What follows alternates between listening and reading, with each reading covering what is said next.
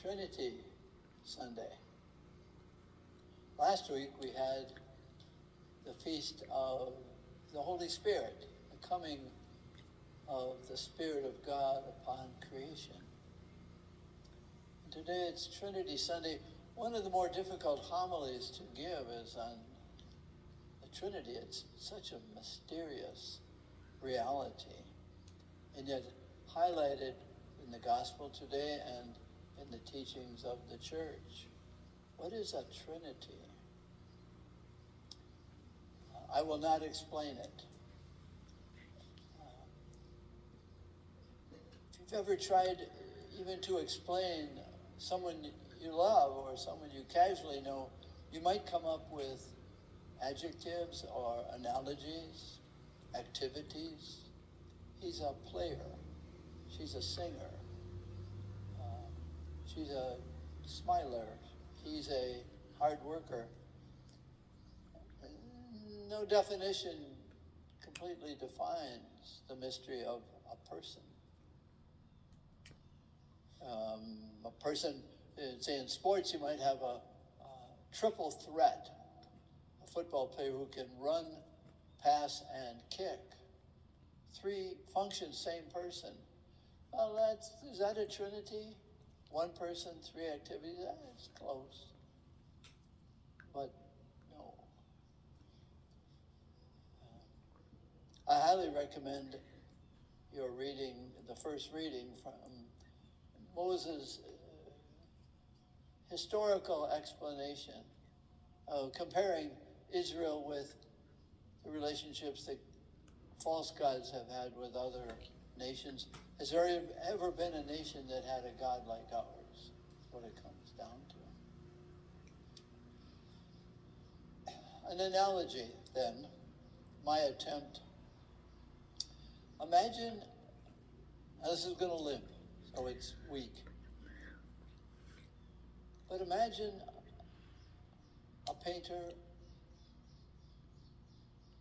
whom you do not know, but you know the painter a little bit by the painting. And the painting is a revelation of the painter. Is it a complete revelation? No image is a complete revelation. That's the trick of the Trinity. It's constantly revelation. But there's the painter and the painting and the what? It's the light that the painter has fixed so that every part of the painting is visible, understandable in a way. Do you know the painter by the painting? Close. But it's just a work of art that we can see there's a revelation of the painter in the painting, and the light helps us see this way and that way the various facets of the artistry. Is that God? No. Close, though. Brilliant, I'd say, because I came up with it myself. But the work of the light is to help us see the artistry made a revelation in the painting. The Trinity are not three persons like people. You've got to get that straight. It's not three people in one person. It's three persons in the one mystery called God. And the mystery is that there are the creator, the painter, and the painting, Christ, and the Holy Spirit, the light by which we understand somewhat of the painting itself, Jesus.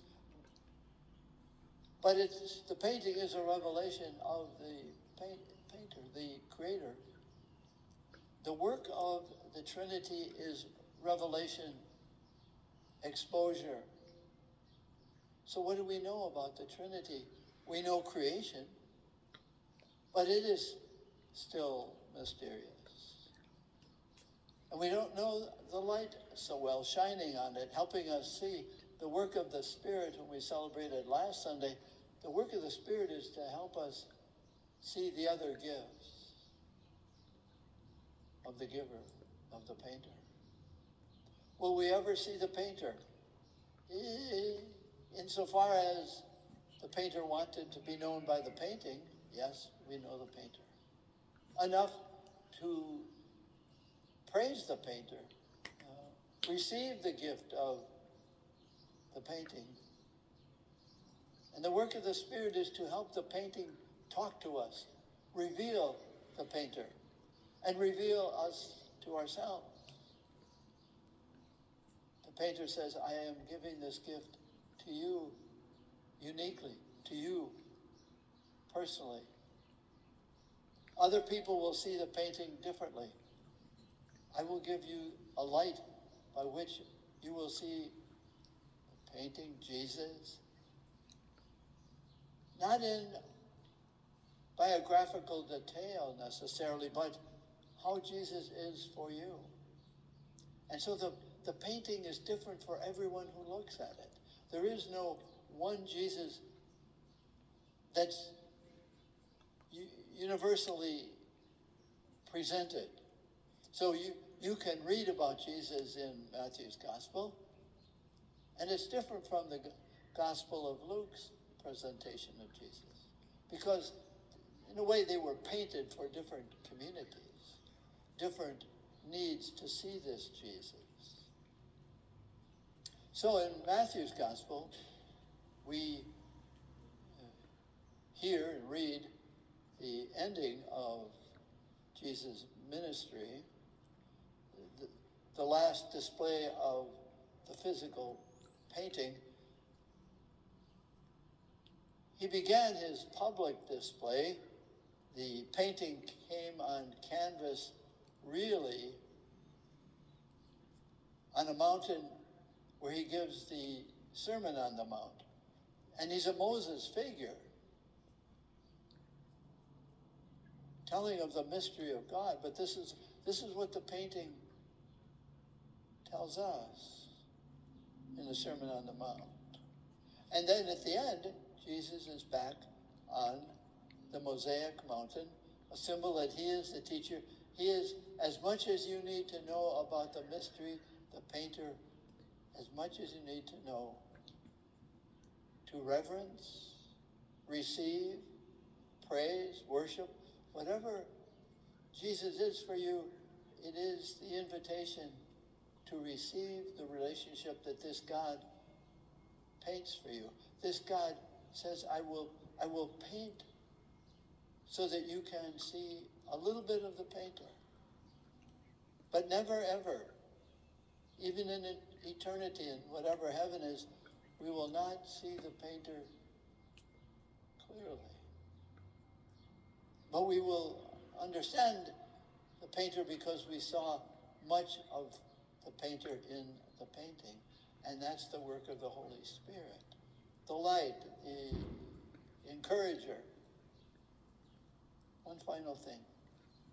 When I was praying in preparation for this homily today, the word gentle came to me, that the Holy Spirit is the gentler with our minds and our spirits. We cannot understand, and yet we are oriented by our intelligence, by our senses, to want to know more and more, please. We cannot know infinity, but we can know some of the revelations that the painter wants us to know about the painter.